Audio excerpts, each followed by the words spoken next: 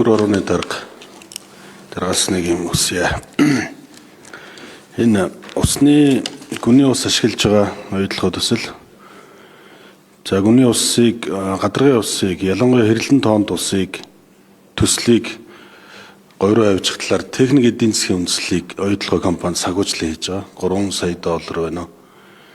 За тэрэнд бол сайшаагаад тэгээд энэ гадаргын усыг яаралтай хэрэглэхийг одоо ирмэлзэх энэ дээр одоо яаралтай шийд гаргаж тэр одоо толгой группээрээ гүний усыг хойч үед үлдэх талаар ажлаас төр орны дарга та нэг ганц өгүүлбэрчгс оруулж өгөөч. Энэ бол одоо говийн ард түмэнд хамгийн нөхөхгүй баялаг бол тэр ус байхгүй. Тэр усыг одоо эргэлж бажуулсан бажимлаа гадагшаа экспортлж байгаа шүү дээ, тийм ээ. Тийм өсөлтийг та бүхэн маань маргааш байнгын хорон дээр юун дээр ажлын хэсгийн хурал дээр төр орооны хурал дээр нэг ярьж өгөөч гэдэг ийм өсөлттэй байна. Тэгэн чинь үг байхгүй гэж асуулт байгаа гэж. Тэгэхээр та нэг хариулах уу?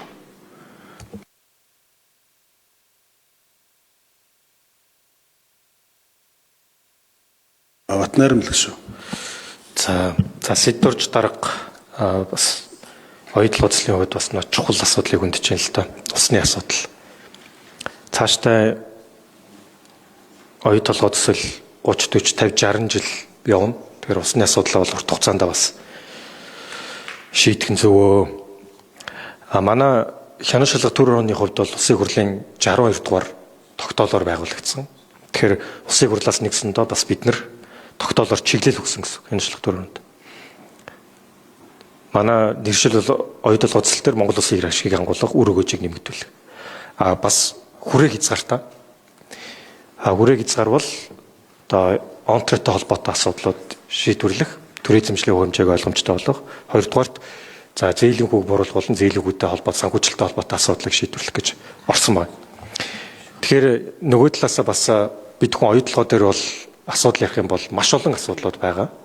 Тэгэхээр асуудал болгоныг бид нэр одоо авч үзье гэхээр бас улсын хурлаас өгсөн хүрээг хязгаар тогтоолоор өгсөн учраас бид нэр тогтоолоор олгосон одоо үүргийнхаа хүрээнд бас энэ тогтоолын төслийг боловсруулах ёстой. Энэ тогтоолын төсөл бол яг бидний хүрээг хязгаарын хүрээнд боловсруулсан бараг 400 хуудас тайлан дүгнэлтэн дээр үндэслэж бас гарч байгаамаа. Тэгэхээр бид нар бас хүрээг хязгаарынхаа хүрээнд бас хуулийн дагуу ажиллах ёстой байгаа.